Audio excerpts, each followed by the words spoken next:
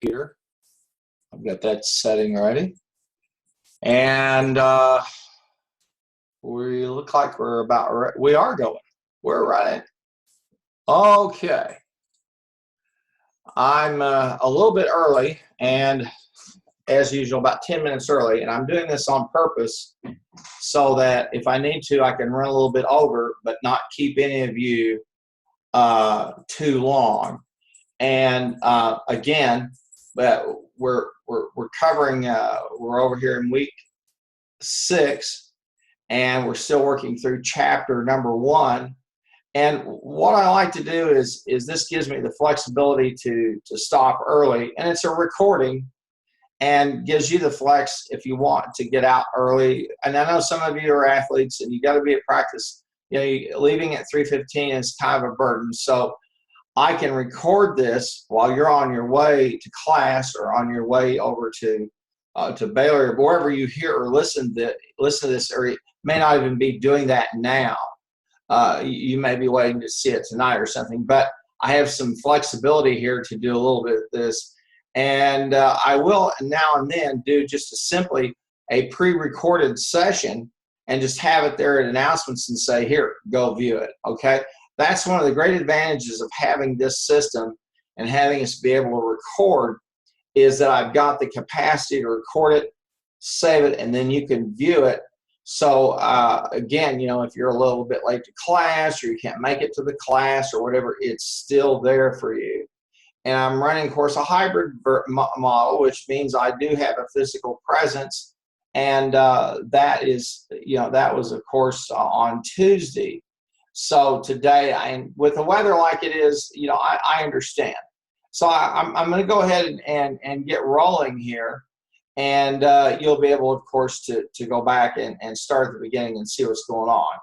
And as I had mentioned, okay, and this was due the 4th, was this, I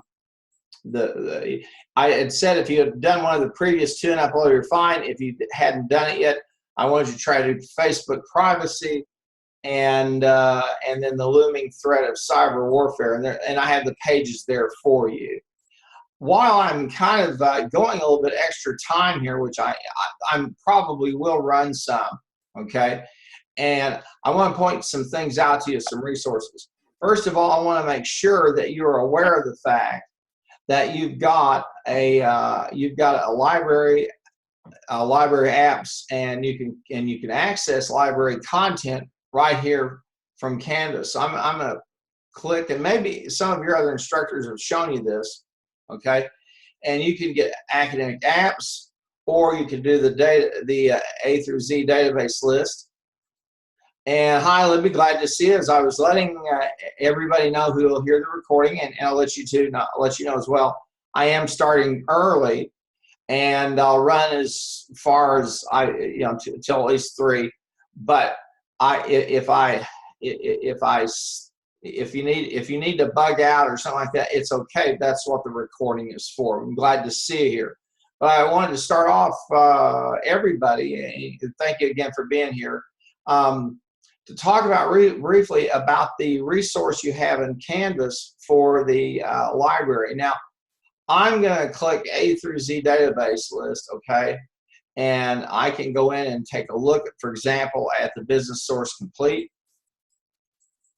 All right, and then I can do a search, okay? Now, you may have to sign in, and I had to sign in at one point because I played around with this a little bit, and it's your email. It's like signing into your email, basically, okay? So I wanted to make sure that everybody knows about that, and as I'm having you guys do these case follow-ups, I certainly would think you'd want to use some of these databases as well as what's out there on the internet.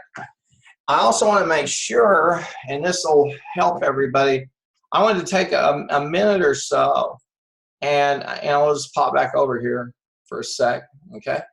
And I wanted to show everybody. Now I'm going to click on here to open up Microsoft Word.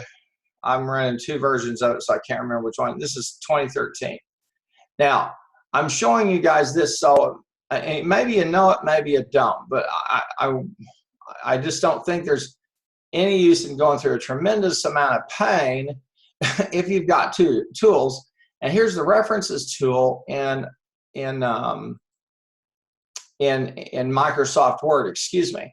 And you can set for the type of bibliography style that you want, okay? And you can then build a bibliography. I'm going to show you real quickly, excuse me. And let me stop for a moment. The reason I'm showing you guys this is that when you do these follow-ups, you often run into electronic resources or web-based kinds of things like web pages and stuff like that.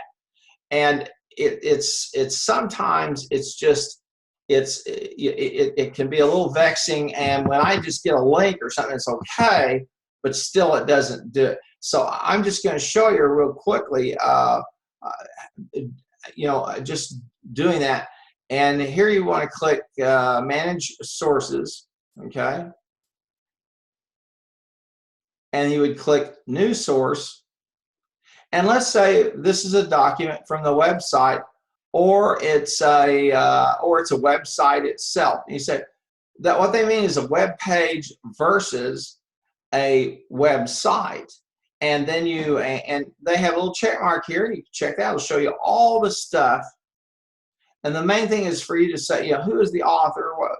What's the name of the website? And if there's a page on the website, if it's a corporate author, like it's sponsored by a company or something like that, that's fine. And then the name of the web page, name of the website, and then you have the year, the month, and the day. And then you'll have the year you accessed it, the month and the day you accessed it, and the universal resource locator.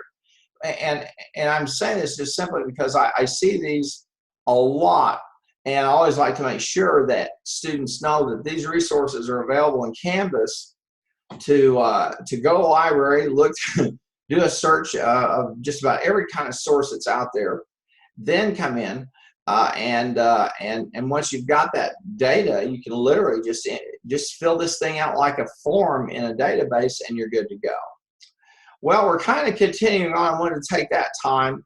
I also want to take just a few minutes today to talk about what I'm trying to do on with this idea of a web safari and then the guest lectures. Now, I'm going to click on this TED guest lectures document for just a moment, and it's probably going to be quicker to download the thing than to render it. Okay. Now I can, as you can see, I can put my cursor on there and go from there. Okay. And what I really prefer you to do, and really what you should do, the right thing to do, is download the document to your desktop. Okay. And then click the link and go there. The reason is under the under Fair Use Act, under fair use on the internet, the TED puts their stuff out there, and they know people use them. But I really prefer you download the document to a desktop and then click the link and go out there, because that makes sure that you that you are off the hook personally for any issues in terms of using TED, the TED content. Now, they're fine with you using the content, okay? And it's just for your protection, that's all, okay? So download the document to your desktop and then click the link. And I'm going to do that myself, okay? Because, well, yeah, I already have the rendering app, so, and I'll enable the editing, and then I'll save it to my desktop. Okay, now I already have one of these down on my desktop, so it'll be number 2, I'm sure. And it'll probably tell me you've got one of these, dummy. And I go, okay, yeah, and I'll replace the existing file. Now I'm on my desktop, and then I can go over here. Now, these 3 talks deal with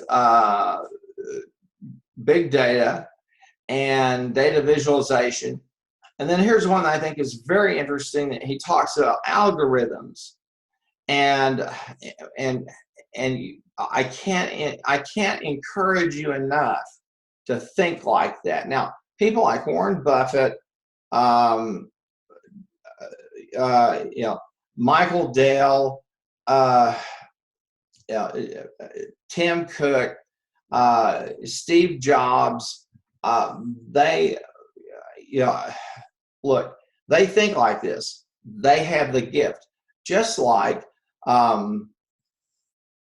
just like, somebody who plays professional football has a gift for catching a ball, throwing a ball, running with it, blocking, kicking it. They have the gift. Then there's the rest of us who have to study this stuff. So I really suggest that you go over and take a look. Now, I'm going to click the link here for just a minute. I want to encourage you guys to do this because these are literally free guest lectures, okay? And they have some outstanding people. And now, this one's 15 minutes long, okay? And again, I really think that, and here, of course, you'll see, here's the beauty of data visualization. That's one of the others that I provided you, because this week we're talking about big data. We're talking about business intelligence, okay? And that, of course, involves the visualization process, and that involves things like building dashboards. And I want you to kind of look, because these are the top people in the world.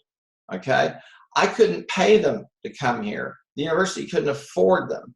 Okay, and so you have that, and TED is an outstanding group of people to make this stuff available, and they're just, it's a wonderful thing. Now, here's one of the things I would encourage you is, first of all, they have a closed captioning if you want that to go to, if you want closed captioning, and you'll want that with some of these folks, these speakers,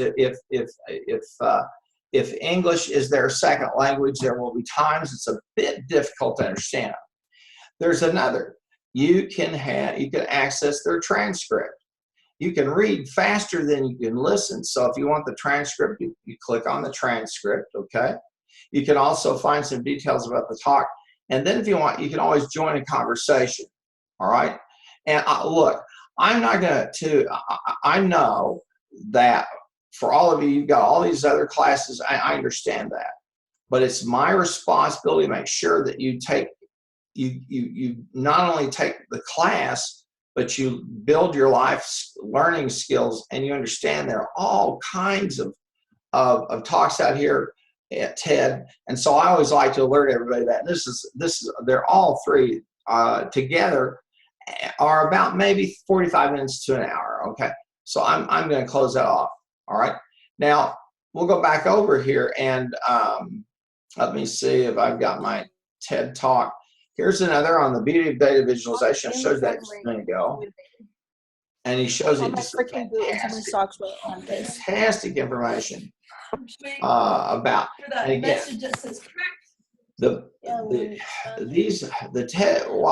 TED Talks are an invitation only situation for the people who speak and the people who attend the audience. Okay, they're by invitation, and TED has advertising. It has people who support it, and again, there's always stuff on here to take a look at. And again, this one's 17 minutes. Okay, and McCandless is got some extraordinarily interesting ideas. Then the third one, this is the one I talk about, how algorithms shape our world. This one is fascinating, okay? And I hope you'll take some time now. I believe now you'll want his transcript probably, and probably a closed caption, but again, a great resource. And I can tell you that, you know, I don't know how many times I come over just to look for, to get some ideas, to get some inspiration, etc. So here's a great resource, and I would strongly encourage you to take a look at them. And those are our guest lectures, if you will, for today. I also put together a web safari. We'll take some time doing that. Let's see, got someone else has joined us. Hi, Ms. Sanchez, glad to, or Mr. Sanchez, glad to see you here. And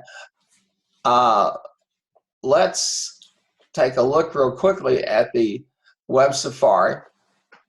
Okay, and I've loaded this document. She's adding money. And again, you'll want to download it to your desk, just simply because it's going to render faster. And what I've tried to do, you've heard me use the term big data, unstructured data, etc. And the text talks about that as well. And here are some resources for you that will help you put that problem in perspective. Now, about, I guess maybe 2 years ago, it's been now, I went through the through the data science specialization that John Hopkins offers through Coursera. And we did a lot of work with unstructured data. These are data that are not, that don't fit neatly into tables, okay? And all of our databases, if you went and did a history of databases, you'd find that they're all designed to take data and put them into tables. Why? Because that fits the architect, the physical architecture of the insides of a computer chip. It's basically laid out like a grid. So we had these data that we had to try to work with them that aren't structured. And I spent a lot of time learning what's called R programming. Some of our colleagues over in hard sciences use it because R programming, they deal with unstructured data all the time, and they deal with huge cases. I think, and I've shared this with you, I think I had like 50,000 records to use from a 50,000 records to use from some housing data. Now, I'm going to come over here for just a second. Okay. Open this up, and I think I'm going to mute everybody. Well, I wish my hair dried like that. That you're and to make sure that you don't have any radios or anything going like that. So everybody should be muted, and you should still be able to hear me. I shouldn't be muted, but anyway, I forgot to remind you, when you come in, mute your sound. Now, if you have a question, you can hit the chat, okay, and I can answer it, and nobody sees it. It has a privacy function. I wanted to show you guys this real quickly, and then we'll take a look at one of the cases. And this is from Tech Republic, and this is a quick and easy guide to what they mean by unstructured data. And one of the interesting things I note is that it's about 80% of the data that organizations handle daily. And they've got a nice, there's a very, very nice write-up here. And I'll give you an example, okay? They give you a fantastic example of a social network, okay? And unstructured data, how would you deal with this? Well, there are, and I've done one paper working with a tool that lets us go in and chart the connections between people.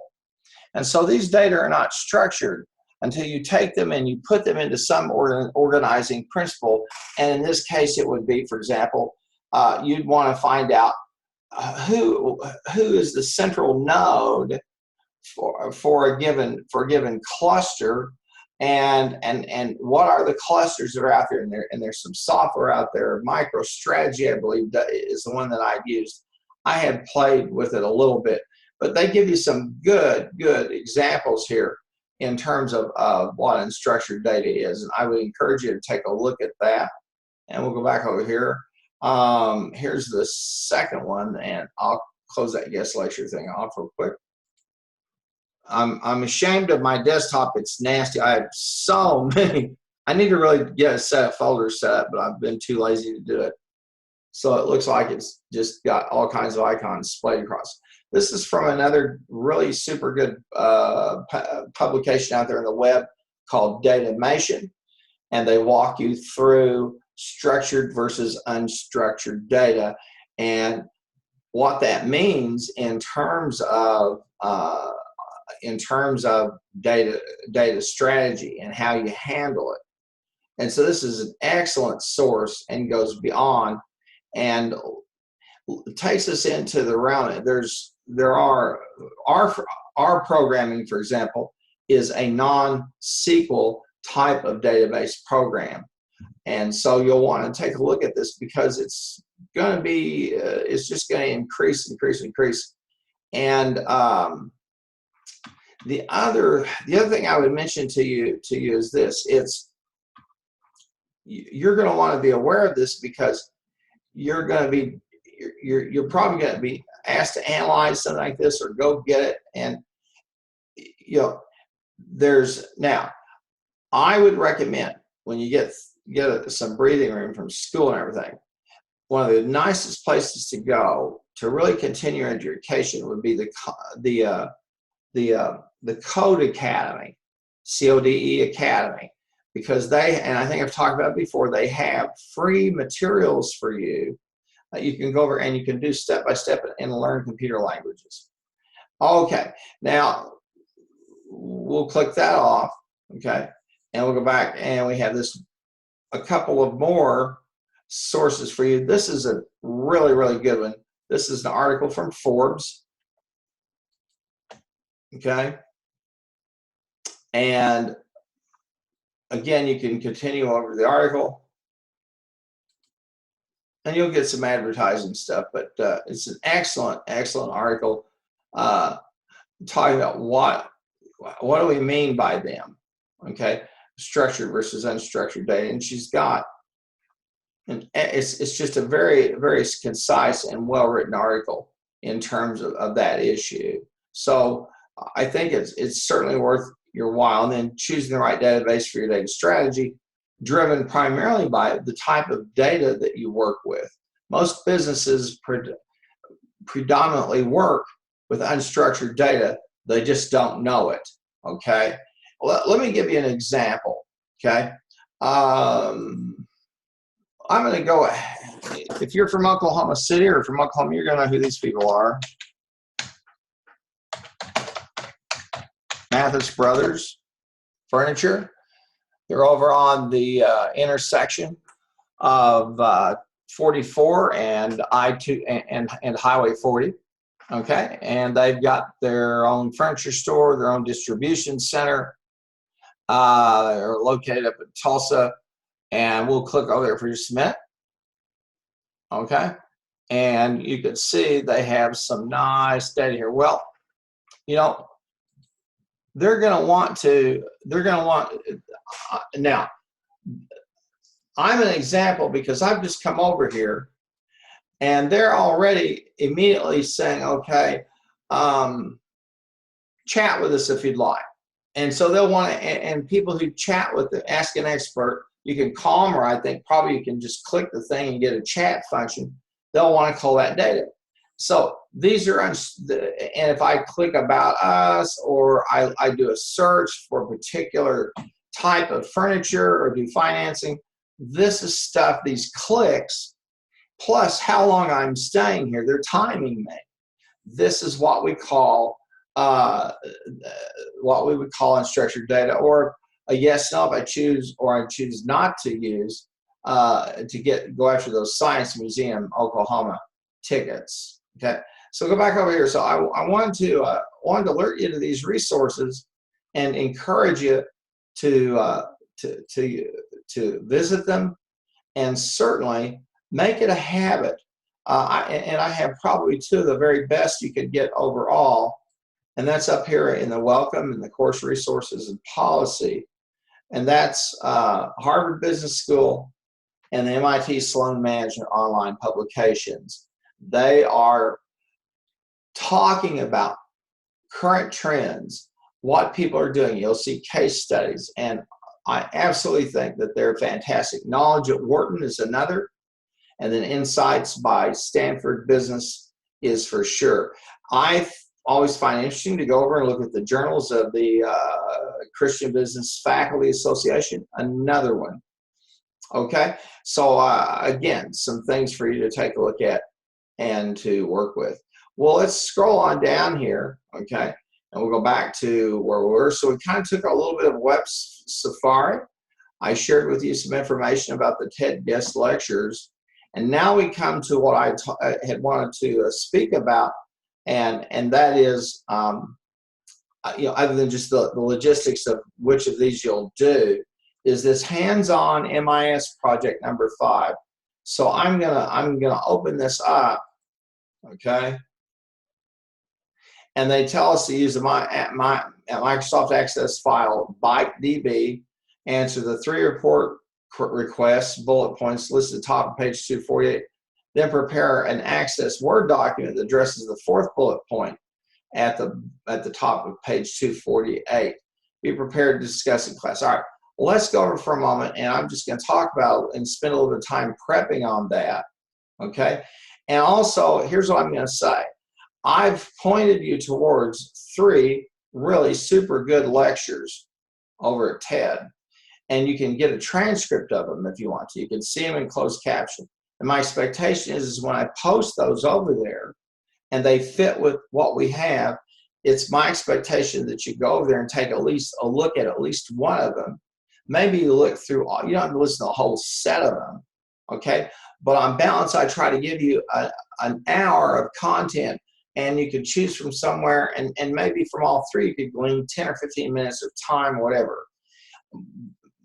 And the bottom, here's the thing, the universities, and all universities now, are being asked to really be more accountable about class time and what you do and this and that. So I always make sure I have way more than an hour and 15 minutes of time for you, i.e. 75 minutes. Well, we want to go over to page 248 in the textbook, okay? And we've talked about business intelligence, etc., through the week, and how important it was. And chapter 6 walks us all the way up from a bit to a byte, all the way up to the point where we have the dashboard. And Monday, I went and just did an online search and showed you some examples of dashboards and what they're all about. There are whole courses on building dashboards, okay, and what they're and how they're to be integrated with the data in a company, and that gets us off in enterprise computing. I don't want to do that. I just wanted to.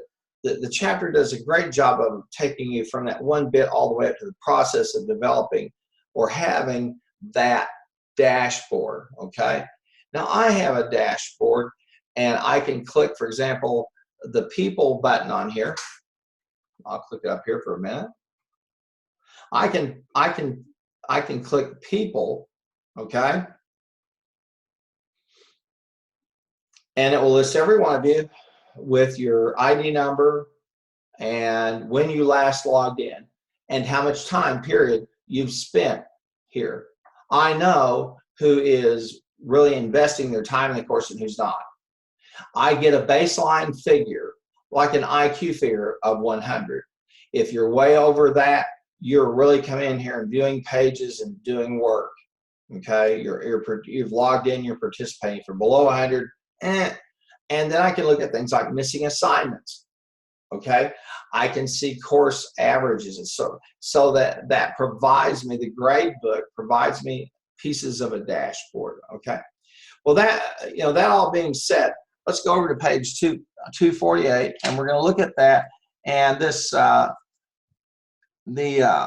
actually, it starts at page 247.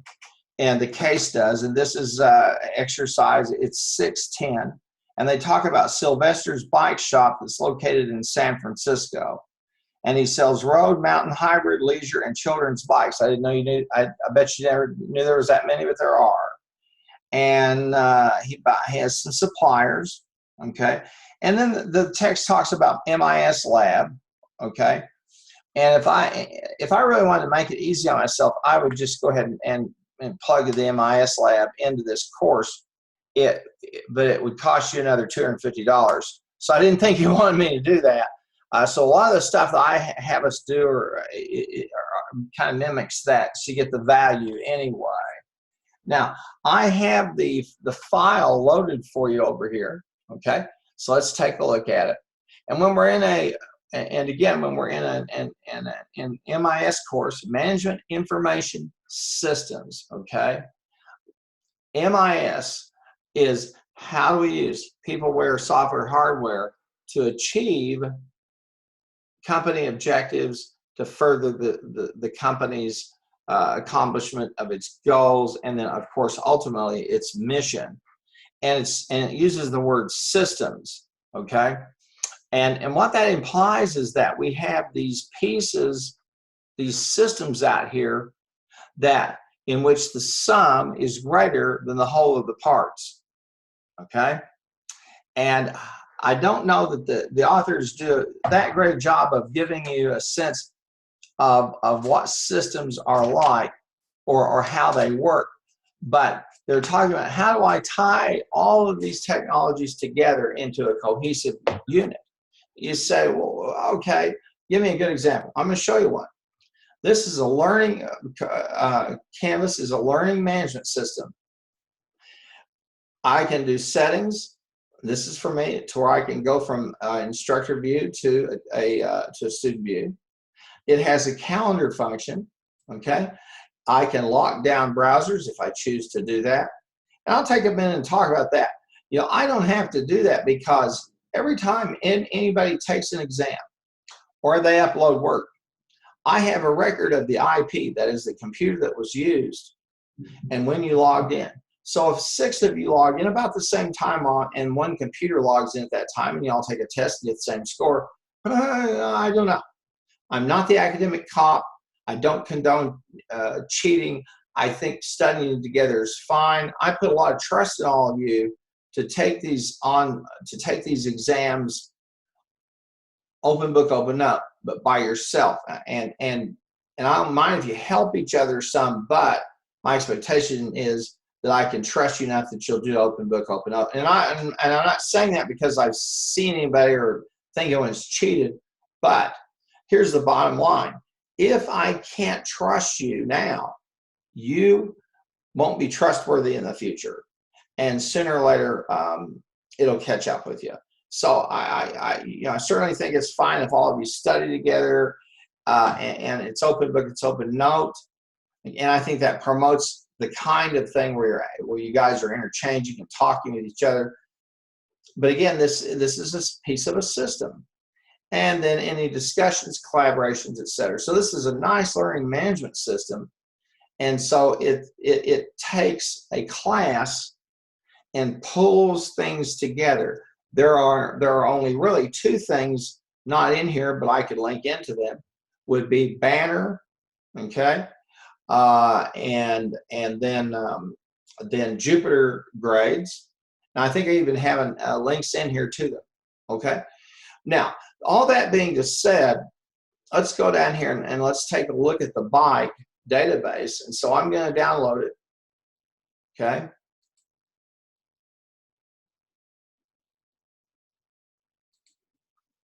And then I'm going to download it. There it is. And it had a problem displaying that. What this is, when you see these, and these are print screens, but they're not print screens, they are print previews. And there's nothing there to preview to print. So we're going to open that up, okay? And then I'll open it up. It gives me a security warning. Careful, careful, enable the content.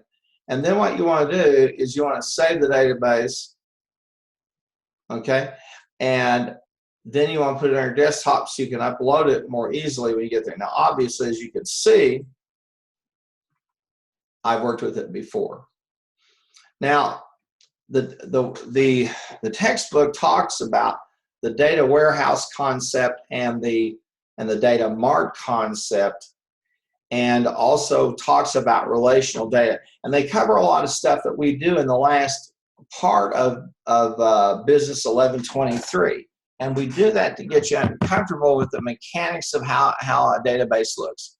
And as I've said before, Access is kind of a model for about any that you'd see. Well, we have some tables. Let's see if we have any other Access objects, and we don't. Okay? So I'm kind of walking you through this. Now, on page 248, okay, the first bullet point, prepare a report that identifies the 5 most expensive bikes, okay? The report should list the bicycles in descending order from most expensive to least expensive, the quantity on hand for each, and the markup percentage for each. Now, before I do anything, okay, I'm going to just kind of take a quick overview of this. So I'm going to click on database tools, and I'm going to see if these tables are related, and they are. And this repeats a little bit of what was in the book, and this repeats, certainly repeats what we talked about in data admin. And hopefully this will all start to make sense when you see them in the perspective of the entire business, okay? Now, we've got the ID number, and so we have a parent and child relationship between the two of these. We have the ID number, okay, for the supplier, okay, and we have the supplier number is linked in here. So the two tables, pardon me, the supplier number on the supplier number. Let me click that, and it's the supplier number on each. All right, so we've got the two tables are tied together. That's good news for us. So we'll close that off, and I don't care about changing. Now, we're going to go down and do what you typically will be doing when you're out at work, okay? And they ask us to identify the 5 most expensive bicycles. So I'm going to click create, and I'm going to do a query design, and I'm going to get the product table.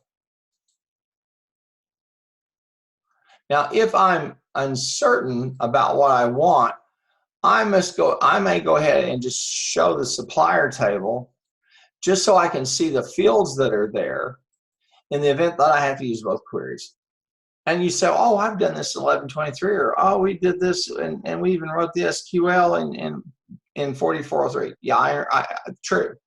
But now, so now we're after this, and now we're going to have to choose, okay, the most expensive to the least expensive.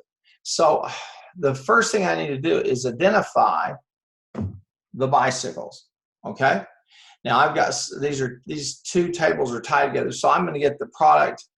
I'm going to get the product number, the product category, the product name, and the purchase cost. Okay. And they ask us about the most expensive and the quantity on hand for it. And so then we get quantity on hand and the markup percentage for each. That's going to be a little bit different because I'm going to go ahead and put in fact, what I'm going to do here, I'm going to get the selling price. Now they want a thing called the markup. Okay, the markup percentage, all right?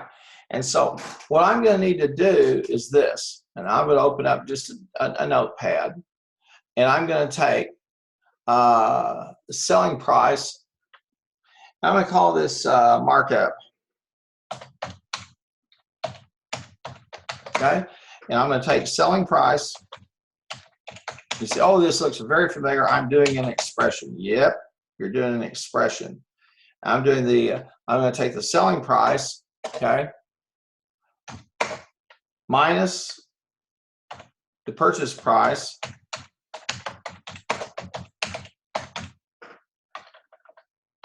okay, all right, and we want the percentage markup. Now, I have the basic equation, so I'm going to embed this with the parenthesis, and then I'm going to take a division of it. I'm just kind of doing this off the seat of my pants. So let's see if I get it right. Over, we're divided by 100, I guess, if we want to get that. Selling price over 100. Let's see if we get there. Oh, no. We want to get selling price minus over the purchase price.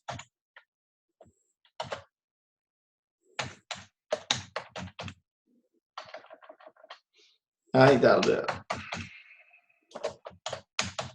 Now I'm putting these in brackets, and then I'll close it off. And I'm gonna take, so I've got the selling price minus the purchase price, and that's divided by the purchase price, and that should give us the markup. And before I do that, I like to just build a model just to see. I'm going to send this down here, say markup. We're not yet. Equals 100 over 50. Okay. Okay. 100 minus 50. Now I'm going to do double E. 100 minus 50. Okay. Divided by 50, 50. And then I'll close that one off. Now, I'm just going to go ahead and do the math on that. And so, again, I'm just playing around with it. And I'm going to find my trusty calculator. And I'm going to take equal 100, okay, minus 50 equals 50, okay, and divided by 50 equals 1, i.e. a 100% markup. Okay, let's try it if the purchase price is 40, and I sell it for 100. And we'll do this again. I like to play with this. Look, if you say, yeah, I like to make sure. I just kind of like to play with stuff in the real world before I commit it in there. So I'm going to take 100, okay, and subtract 40. That equals 60, okay, and I'm going to divide that by 40. Oops, clear this for just a second. This is going to equal 100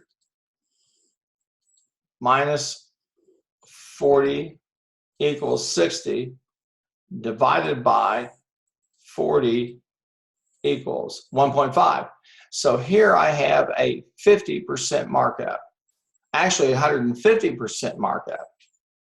Okay, so you can see that. And then I've got the selling price, so then I can go ahead and dump that in there. And I'm going to try and see what we get.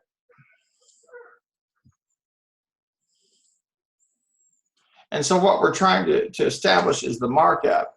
And I'm just going to go ahead and pop it in here, and let's see what happens. Oh, purchase price. I've got something wrong here. Okay, purchase. Is purchase cost. Now I want to show you something for just a minute. I ran that, it wouldn't run. I got a parameter error because instead of purchase price, it's purchase cost. So I'll click OK. Now I went ahead and gave us a markup, but with an empty column. So I'm going to go back down here to the design view. And it said, I'll be nice to you and run something, but you're not getting anything. And it's actually, the name of the table is purchase cost. That's why I got the parameter error. Okay, and so what are we trying? Well, we're trying to determine, what kind of markup have we got on these things, and we might be doing this because we know the markup we ought to be achieving. That markup is a percentage, and that should be something, okay, that it kind of mimics the contribution margin. Okay, and we'll just pop this in here for a second and let's see if it's going to run for me. And there we are. Okay, now we got a selling price and a market price. All right, let me go here for a minute. Purchase cost. And that's okay. That's not selling price. Oh, okay. I may have to redo it. Hang on a minute.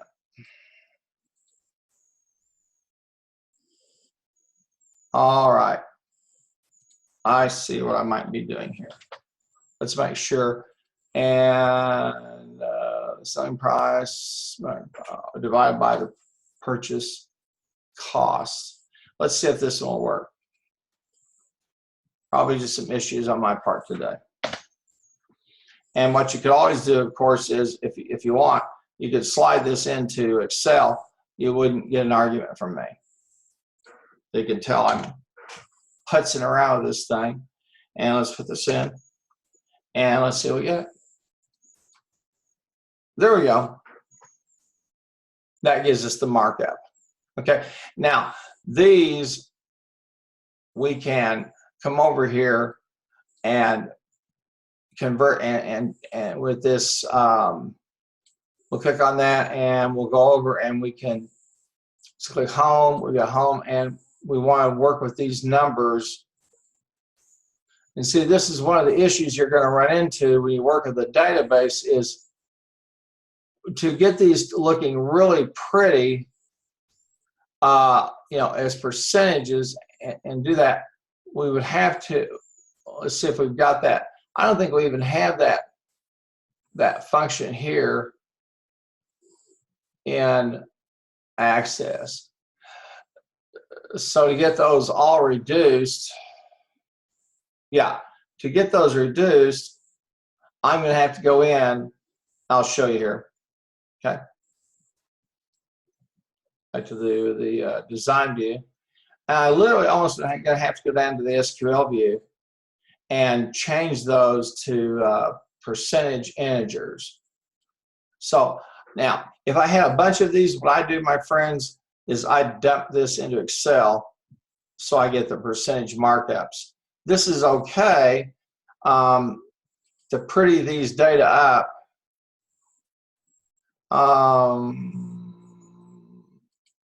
And the other thing we did not do is, let's go back in.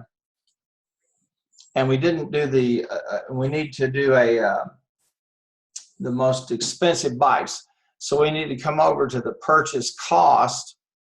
And I'm assuming by purchase cost, they're talking about our cost, not the retail. So we'll run that again. And there we be. So you give me something like that, I'm okay. So I want to show you. The whole point is, what I'm after is the markup. What kind of percentage am I making on these? Okay. And you could see, for example, okay, if I look here, now I can do a little bit of playing around with this. I'm going to click, well, see, this is why I've talked to you before, folks, about formatting. And so what I would want to do, if I were out in the real world, is I would take, if I had a lot of cases here, I'd take this and dump it out into Excel, okay, and then use some formatting, conditional formatting on here to get the effect. And what you'll see is, and what it looks like to me is well, it's kind of all over the place in terms of the markup. So we would definitely would want to look at that. Now, we can produce a report by just simply saving this and doing create a report. Okay? So I think I've pretty much, hammered that one through. And again, I would, let me click here for a second and see if we can do something with the tools in terms of no, we don't want grid lines. See, I just don't do that much computational work in Access because it's clunky as it can be. Let's click subdata sheet. Okay, I don't want to mess with that. Let's look at totals. That's going to give us some totals. That's not going to do us any good. So what we're going to need to do is to take this and export it to Excel, okay, and convert these to percentages, and then import it back in. So if you do that, I'm good. Let's just go ahead and do this. I'm gonna save this as Bullet 1.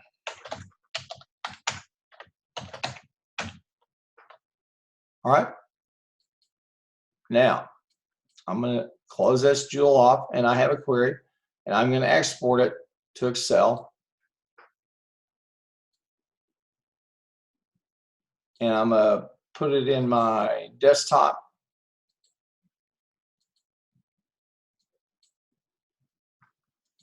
And I'll come over here to this nasty thing called my desktop. I am so ashamed of this. I'm such a pat rack with apps and files. And there is the, we'll find this bullet 1.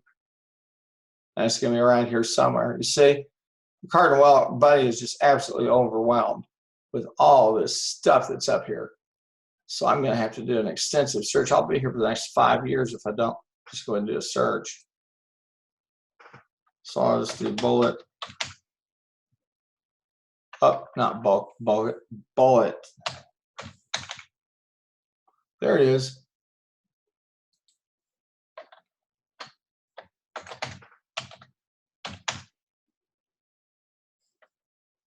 Bullet 1. There's my friend.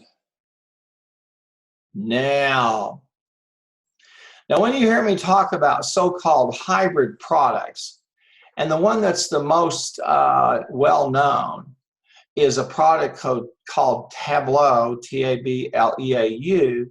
It is a hybrid product that allows me to get the best of both worlds. And you've also heard me rave about pivot table.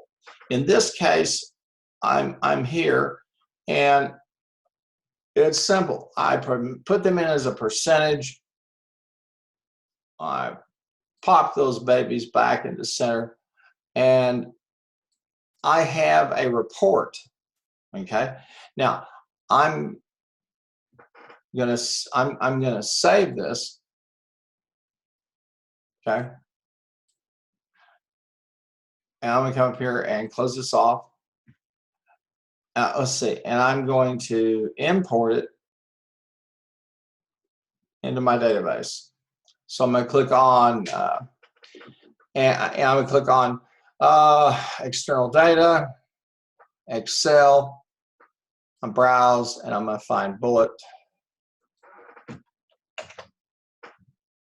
Bullet 1.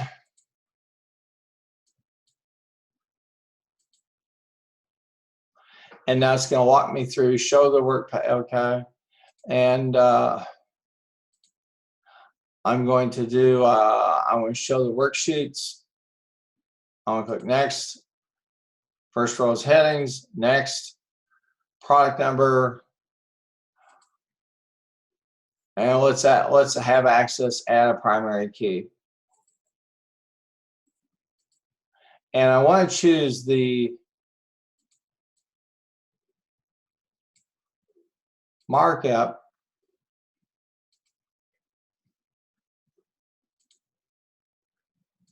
In fact, I think if I want to go back over here, I want to come over here and look to the sun. This is where I can do the work. And I want that field name would be, I've got double integer, so I guess that's what it's going to give me. And we'll click OK.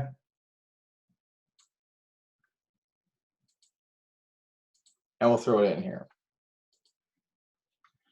Now we want to make sure that we look at all the access objects. And I've got, and here's bullet 1, the table. And from this, I can draw I can develop my report. Okay. So that's a little bit of the work that you'll have to do there. Okay. Now we're about an hour into this, and let me stop and greet those of you who have not greeted yet. And I see Dalton Hudson, glad to see you here. Martin, Tucker, thanks for stopping by as well. So we got a crew here, and you'll want to double back, of course, on the earlier stuff. I started this early So if you need to bug out, you can. Here, and let me stop for a moment. Here's one of the tactics I'm trying to use with this course. I know it goes 2 to 3:15. I know some of you are athletes, and so it's kind of a burden to get over and practice, blah, blah. Okay, so here's what I do. I usually try to start 10 or 15 minutes early, knowing that even if you're not there, you can come back and see the recording, okay, because it's like a VCR.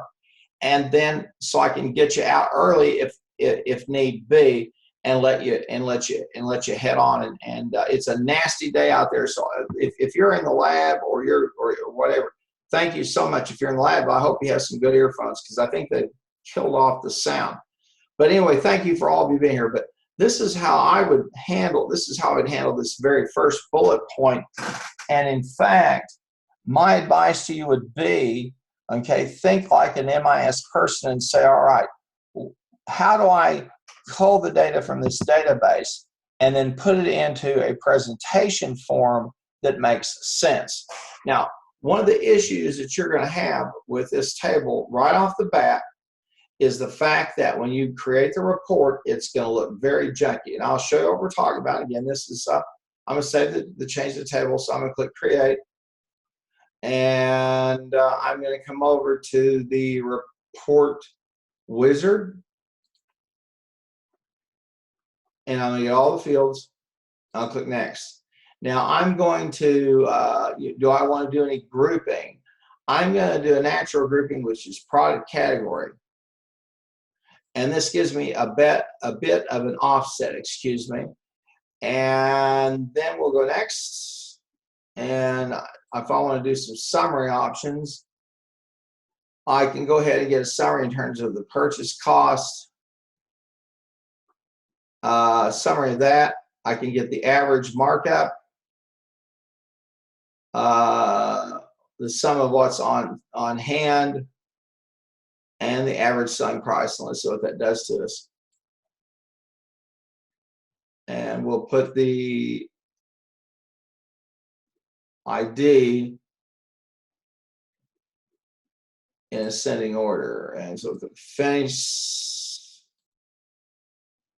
And you can see, as you've seen before, when we took 1123 with me, or you heard me talk, this report then becomes a major hassle in terms of just getting it to look pretty. You got a lot of fields here. Now, you could go over here and put it in the landscape, and that gives you a little bit more to work with. And you'd want to come over here, and we'll go to the layout view, and then that way then I can start to move some of these fields over and pretty it up. You can see this is just some of the tedium of all of it becomes an issue. You can see why I hate the report function in Access. It just drives me nuts. So we got the ID. Really, we have two fields there. And I had the product number, so I really didn't need the ID, but we've got it anyway.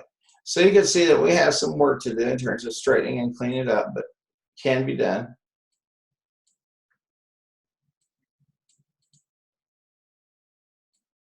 In fact,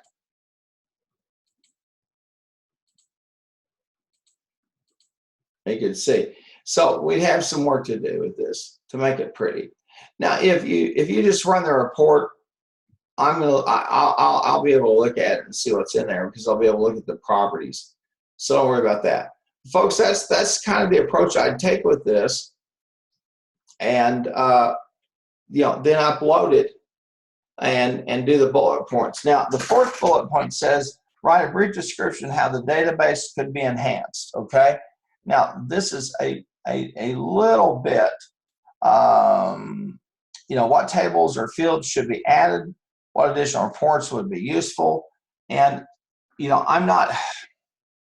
I think one very obvious thing would be a form to populate each of these two tables. Okay. I think that would be one. And we've talked about how do you use a form. And I would let you do some thinking about the remainder of what you would need to do with this. And I'd like you, if you would, to to upload the database and the Word doc, okay? And you should be able to do that. Now, if you can't, and I think I've got this set up for comments, I think you can upload a couple of uploads. You should be able to upload both. If not, I'll make sure that you can, okay? Well, that's pretty much that piece. So let me go back up here. And I'm just going to go over here real quickly to the syllabus. And I'm going to check on something, okay? And let me see if how many uploads I let you have here. And I'll take a look at this. Hands-on number 5, okay. And I'm going to edit this. I'm letting you see the inner workings of this. It's 15 points. Abraham. And let's see, file uploads. So I don't have any file upload restrictions. So it would appear you could add 2 files. I'm going to do something with you for a minute, and let me just pop over here, pop out of this. And I'm going to go and put myself into, because I don't think this may be the first assignment in here. I've asked you guys to maybe potentially input multiple data. So I'm going to go to the student view. Okay. And I'm going to come down here and try to upload it.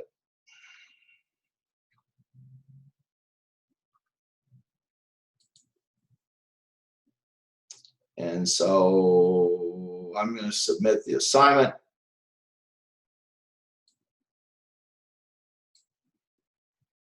And I'm going to choose a file. And that'll be bullet 1.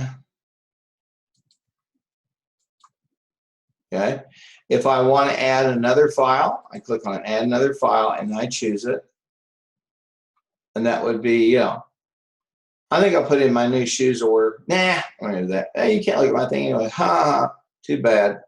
I think what I'll do is, I don't know.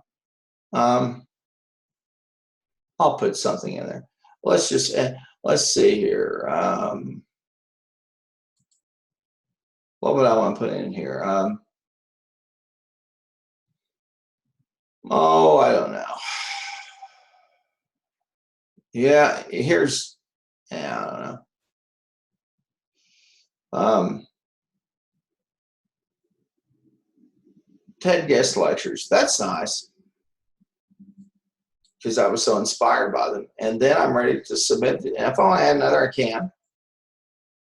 And I'll submit my assignment. And it's submitting it. And they're there. Okay. And there's my 2 files. So you can upload a Word doc with some of your suggestions, as well as the bike that you've worked on. So I'm going to leave the student view. Okay. And come back over here to the modules. And we're good. Friends, listen, it's about 7 till 3. And again, I'm going to let you go. I started about 1/4 so we've been here an hour. And you say, okay, well, what about the other 15 minutes? So let me, since you opened your mouth, let me again implore you, say, to make up the balance of time, I'd like you to take a look at 1 or more of these TED guest lectures. They have transcripts. You can read those. Okay. If you want, you can put in a little bit of extra time looking at any one of the 3. You can look at all 3 pieces of them. I don't care. I don't expect you to see the full 45 minutes. Choose one that looks good to you, and that's about 15 minutes. Okay. And as I said before, you can view a transcript. You could join conversation about it. And where is my the web Safari. No, I don't want the web Safari. I'm going to close it off. The TED guest lectures, and I'll tell you real quick, let me open this back up.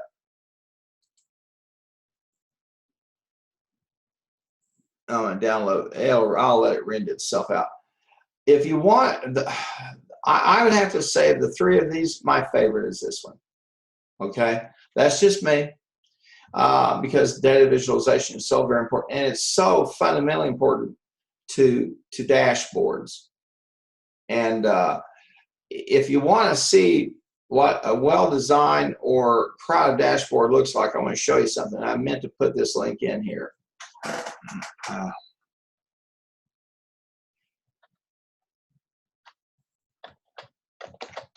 And I'll do this.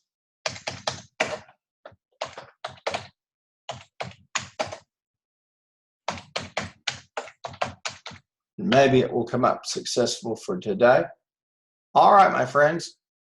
I'm going to show you the images. And if you think that messing around with Excel is a problem, take a look at this. How would you feel if you had this and one or two other people with you and 350 or 400 souls behind you, and all of these buttons and dashboards to monitor? This is an exceptionally exquisite and incredible piece of equipment. So I think I've made my point about data visualization. Here's another one. Okay. And this is the cockpit, but this is the full Monty right here. Okay. So you could see how remarkably skilled these people are that fly these things, and just the fact it takes a team of people. All right. I thought that you'd find that interesting. I'm glad I was able to go back and draw on it for you. So we'll be back here. And again, I thank you for your time, and go out and see, I like this one the best, but there's these other two TED Talks are good. And you can turn, and if English is not your second language, or English is not if English is not your first language, or if English is not their first language, you can also click on closed caption, or you can also get the transcript and read it pretty quick. I don't give you points or scores or anything. I just say invest the time in yourself.